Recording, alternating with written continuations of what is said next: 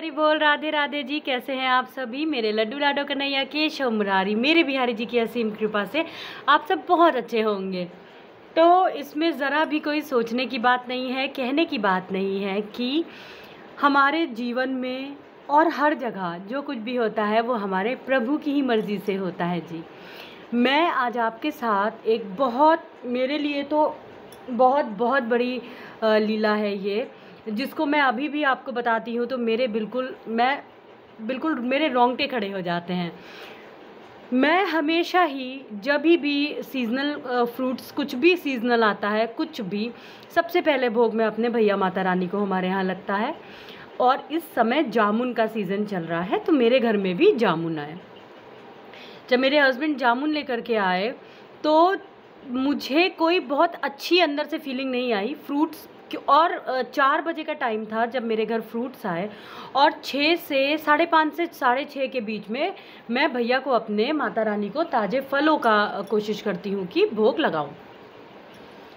जब मेरे घर जामुन आए तो मैंने बहुत ज़्यादा ध्यान नहीं दिया, और मैं आपको बताऊं मुझे कोई बहुत ज़्यादा खुशी नहीं हुई। मैंने सारे फल तो निकाल लिए, मैंगोज़, बनाना सब निकाल लिया और इनको भोग लगाया, लेकिन जो जामुन थे उसको मैंने धुलवा के फ्रिज में रखा दिया। मैं आपको एक बात और बताना चाहूँगी यहाँ फ्रिज की बात, कि मैं कोशिश करती हूँ कि मेरे भैया को कोई भी चीज़ बहुत दिन की या बहुत ऐसी फ्रिज की रखी मैं नहीं देती हूँ, सिवाय दूध के। दूध हो गया और आम हो गया, जो कि छिलके वाले फल हैं, तो उसको मैं फिर भी दे देती हूँ। बाकी जो ग्रेप्स हो गए, जामुन हो गए, उसको मैं कोशिश करती हूँ कि तुरंत ही मैं ताज़े भैया को, माता रानी को भोग लगा दूँ।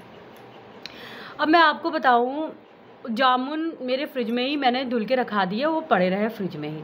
नेक्स्ट डे मॉर्निंग में मैं कभी भी भोग फल का नहीं लगाती हूँ। केले अलग बात हो गई दूध के साथ, बाकी जो भी रहता है, मैंगो शेक हो गया, बनाना शेक हो गया, ये अलग चीज़ें हैं। लेकिन फल की अगर मैं बात करूँ, जामुन और इस तरीके का, तो वो मैं हमेशा 4 से 5 बजे के बीच में ही लगाती हूँ। तो फिर मेरे दिमाग में ये चीज़ आई कि चलो जामुन का भोग लगा दें। फिर मैंने कहा नहीं, मैं शाम को लगा दूँगी। केवल एक ही दिन बीता था और फिर मैंने 5 बजे के करीब मैंने फिर से सोचा, और जैसे मुझे कोई अंदर से रोक रहा था कि मैं जामुन नहीं खाना है, जामुन का भोग नहीं लगना है, जामुन नहीं खाना है। कोई मुझे मना कर रहा था, मेरे भैया मुझे मना कर रहे थे कि जामुन का भोग नहीं लगेगा।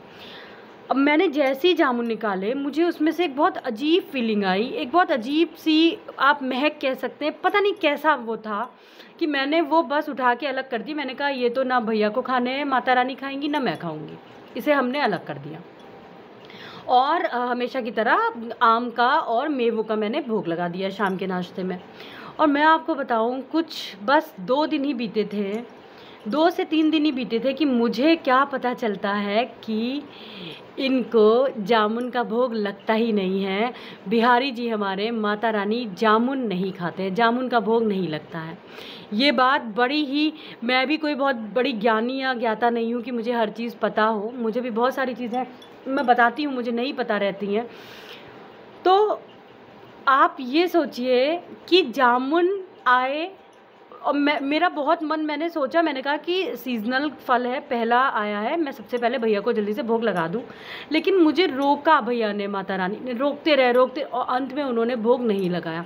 और मुझे 2 दिन बाद ही, और ये पहली बार ऐसा नहीं हुआ है, बहुत सारी चीज़ें ऐसी होती हैं जो नहीं कराना होता है, वो ये पता नहीं कैसे मुझ तक पहुँच जाती हैं बातें। अब आप बताइए, पता नहीं कैसे पहुंचती हैं, कि मेरे लल्ला आते हैं मुझे, मेरे लाला खुद आते हैं मुझे बताने कि ये चीज़ सही है और ये चीज़ गलत है। आप भी विश्वास रखिए मेरे मुरलीधर पे। आप ये सोचिए, जो भी लोग मेरे लड्डू बाबू लाडो की सेवा करते हैं, निश्चिंत होके प्रेम भाव से आप इनकी सेवा करिए। ये सब कुछ आप इनके ऊपर छोड़ दीजिए कि इनको क्या खाना है, इनको कैसे करना है। जिनको ये अपना लेते हैं ना, समझ लीजिए ये खुद ही ऐसा कर देते हैं जो इनको अच्छा लगता है।